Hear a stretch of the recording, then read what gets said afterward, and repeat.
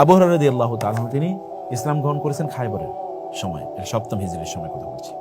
খায়বরের সময় তিনি ইসলাম গ্রহণ করেছেন, কিন্তু হাদিস সবচেয়ে বেশি বর্ণনা করেছেন কে? আবু হুরায়রা রাদিয়াল্লাহু তাআলা আনহু সবচেয়ে বেশি হাদিস বর্ণনা করেছেন।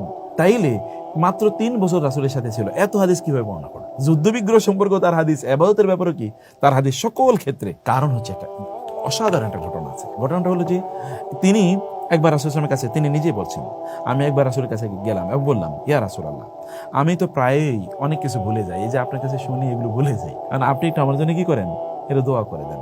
রাসূল ইসলাম তার জন্য দোয়া করে দিলেন এবং তার স্মৃতিশক্তি বিস্ময়করভাবে তৈরি হয়ে গেল। কিভাবে? ঘটনাটা কি তিনি নিজেই বলছেন, কুলতু ইয়া রাসূলুল্লাহ, আমি অনেক কথা শুনি কিন্তু ভুলে যাই। রাসূল বললেন, উবসুত রিদাকা, তোমার যে গায়ে চাদর আছে এটা একটু বিছিয়ে দাও। বলেন, আমি তা বিছিয়ে দিলাম।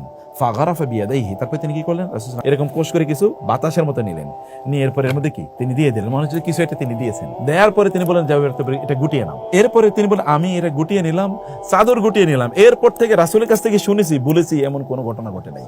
যা শুনছি তাই মনে হচ্ছে রেকর্ড হচ্ছে, ট্যাপ রেকর্ডে রেকর্ড হয়ে যাচ্ছে। রাসূলের একটা মুজা।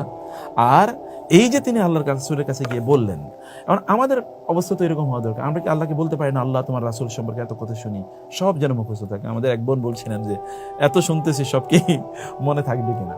আমরা সে কথা বলি। আবু হুরায়রা রাদিয়াল্লাহু তাআলা আনহুর জন্য এটা প্রযোজ্য হয়, তাহলে আমাদের জন্য প্রযোজ্য হতে পারে না? অবশ্যই হতে পারে।